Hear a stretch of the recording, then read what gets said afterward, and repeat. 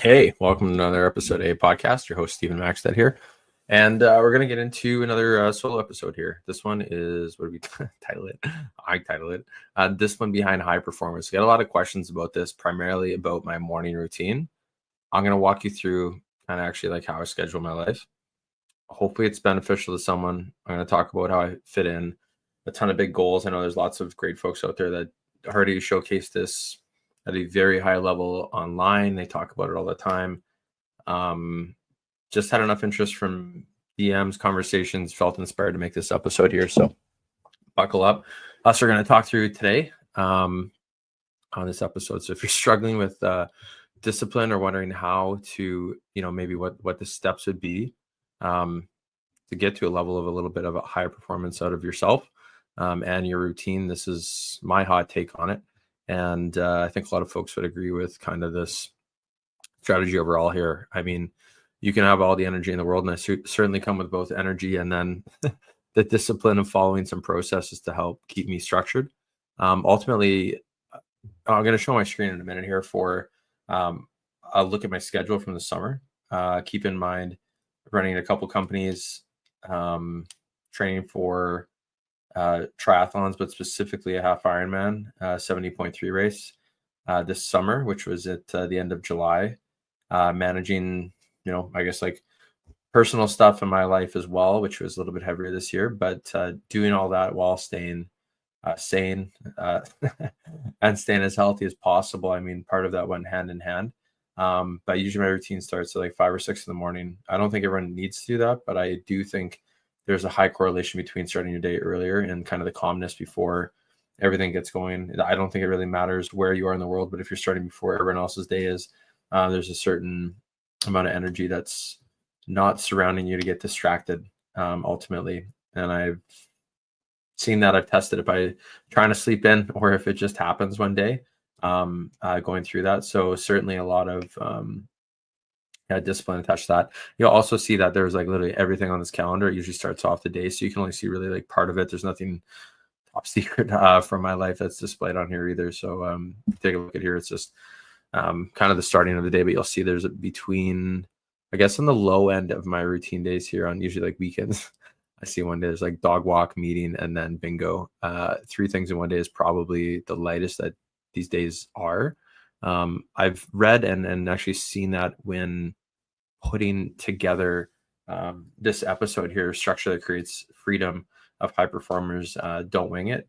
They build frameworks to win, whether that's a Sunday night game plan, which is very true. I do review my entire week ahead of time. Usually ahead of Sunday, it's almost like, the week's been scheduled out almost like a week or two ahead of time. And then the 3 focus rule per day. So 3 big rocks out of your day that you're going to focus on. And then batch working is obviously something that I do a lot of when putting these calendars together. And then recovery windows. I suck at this. If there's one thing to take away from me showing this off, there's a couple days in here where I don't have a lot scheduled. I usually still end up fitting in quite a few things in there. My brain's always thinking about efficiencies along this process too, right? I mean, if there's things to be done, on the house or weekly grocery shopping, where the places I'm going, how can I basically make like a circle-like structure to that travel in the most effective and efficient way possible. That includes like listening to podcasts or making phone calls while I'm out doing that stuff. So I can sometimes get kind of 2 things done at once, hopefully, and as safely as you can, right? I mean, vehicles nowadays, we can easily do that with hands-free. And yeah, scheduling that into the calendar there. So those are kind of some immediate tips. I mean, outside of that, there's some like little stuff that go along with those trainings. Usually I was training for like 2 hours a day, 1 hour in the morning, usually 1 hour at night. Throughout the summer here, that takes definitely a lot of discipline. I just super enjoy it. Definitely keeps me calm. Anyone that's watching this and has either witnessed, commented, or joked about me having some form of ADD, I think that sits quite well and very true to me. But it turns out through a lot of training and fitness, you can kind of counterbalance a lot of that that energy and turn into an extreme focus and superpower. So we're just going to pop this up here and talk about it a little bit on screen here, though. So I am now small. My calendar is massive. And like I said, on some of these, if you can read this fine print on here, Let me just see if I can click in here. There you go. There's like 8 more items on this particular Monday here, June 2nd. I don't particularly remember what was going on that day, but early morning, walk the dog, swim. And then there was 8 more activities that day, likely business related. In all these days here, they're weekdays, if not sometimes on weekend. But as I just joked, there was dog walk, meeting with Luke, and then bingo at 5:30. Outside of that, I fit in some softer things, but it's often the case where I'm some of these days that are here lightly scheduled or no schedule at all are the most dangerous.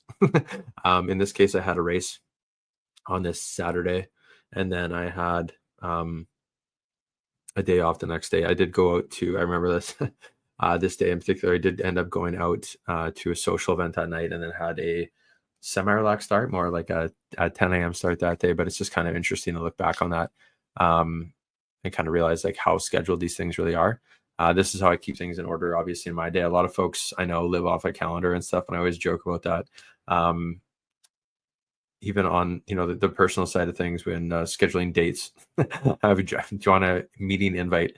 I think there's a lot of corporate jokes about that online and different like memes and stuff, but that was very true for different parts of calendar. I wouldn't be surprised if there's some in here in self, and it goes as far just to make sure that you are following like this plan all the way through. So I don't have a choice in my mind. Once it's in the calendar, it's already happened. So that's something that definitely helps keep me grounded in staying on routine. And if I don't have something scheduled or looking forward to, I find that a bit of a struggle. So if you're struggling with that, that may be the missed thing. That, and an example of that would be this St. Malo race here, or Birds Hill race a week before. And I think there was, we had our own team GoBert race. I scheduled a nap.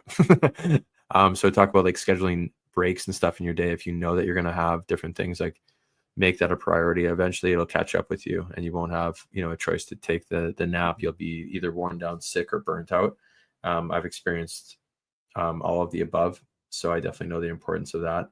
And then this was kind of a great example of doing exactly that. But those big dates on my calendar here in terms of like races and stuff is what keeps me motivated to go to the gym. If I didn't have those on the calendar, I probably wouldn't be as motivated to go and work out every day. Those for me certainly keep me motivated to keep training for stuff. I need to have something on the calendar that way.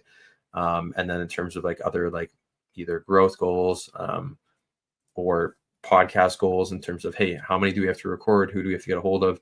How many people do we have to talk to before we can land those podcasts? Some people take quite a bit of time to make those decisions to be on the podcast even. And or when are we going to record them and stuff? And it certainly can come in like ebbs and flows too. I know a big thing. I can come back to this calendar in a second here, chat a little bit more about it. But I know everyone talks about, discipline and stuff like that. But it certainly takes a lot of like planning, I think, ultimately within here too. And you are super allowed to take breaks. I mean, I think a lot of people would be surprised because online, our presence for this podcast, for example, through different periods of time when we're recording and stuff, we'll go through batch recording, and I've seen that in here for batch working and recovery windows. So one of the things that I had written down here is just like, the reality is that we recorded a lot of content ahead of time for different episodes. You can't quite do that with workouts. You got to kind of stay consistent. So that's not a perfect parallel, but if you can get a good chunk of work done ahead of time, then we use so many different platforms to help us with our own podcast. Another podcast is schedule content out ahead of time. So a lot of folks do think that is always, the impression is that it's coming out like the day of you recorded or like a couple of days ahead kind of thing. But no one really knows or pays attention, especially when we have like more generic backgrounds in the green screen room here.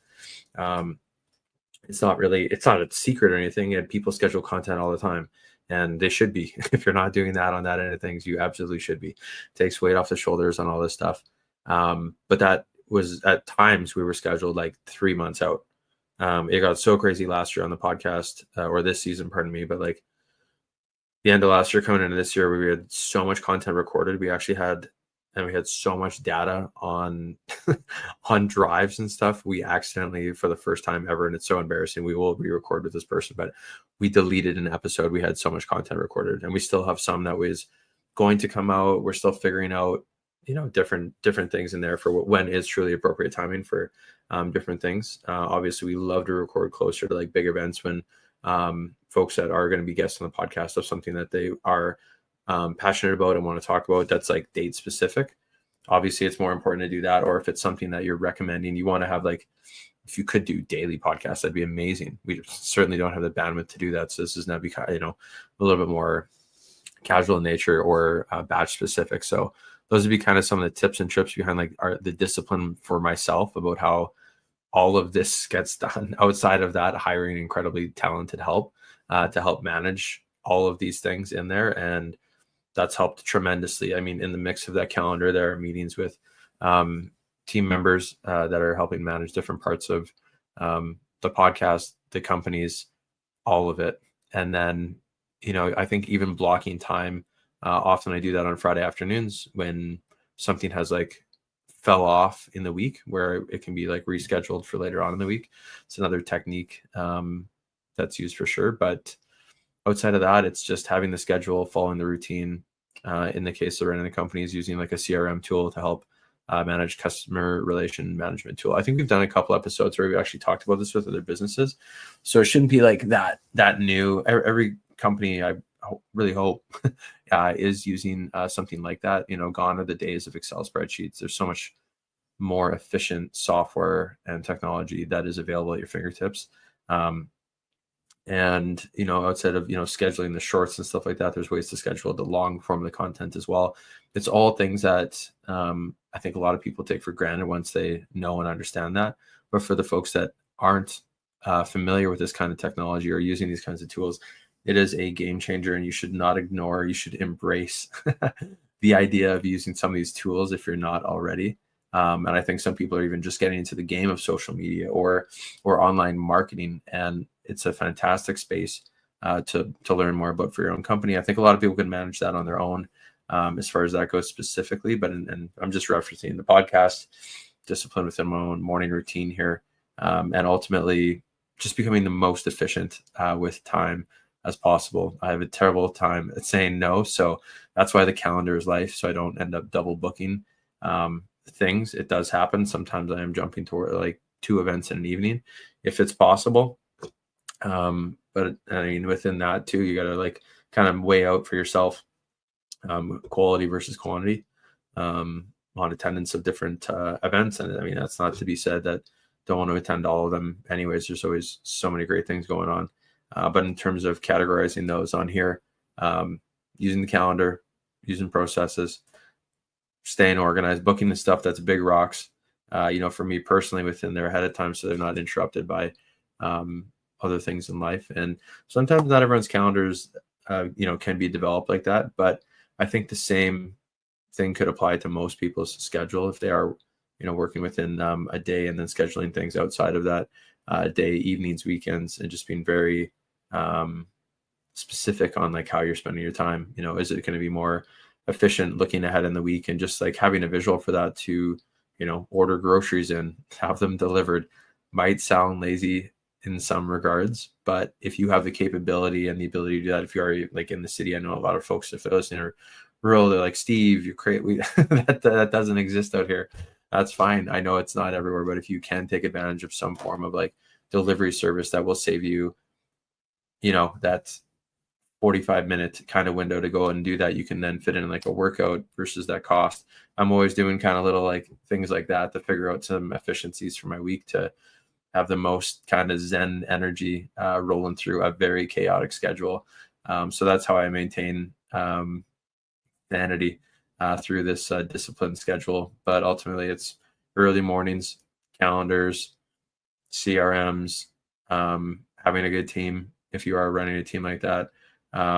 Ultimately just staying on top of yourself though too, listening to things. I have definitely canceled meetings entire days before to play catch up on some other stuff that is higher priority, big rocks, moving that around. Totally acceptable. I mean, like you can see going back in time here, it's easy to look at June and see, okay, great, this is how everything shook down. But leading up to that, it's like the development of your future, basically all in like one little snapshot. I'm looking like 1 week, 2 weeks ahead, maybe months ahead if there's different events that you have to be planning for, different travel, ultimately in that. So that's kind of a day in the life of the discipline behind the high performance side of what Steve-O's got going on over here. And wanted to share, there's been a few questions, had a few coffees about it. over the summer, and then had some more comments coming my way. Wanted to share with the followers here. Thanks for listening. That's the end of the podcast today.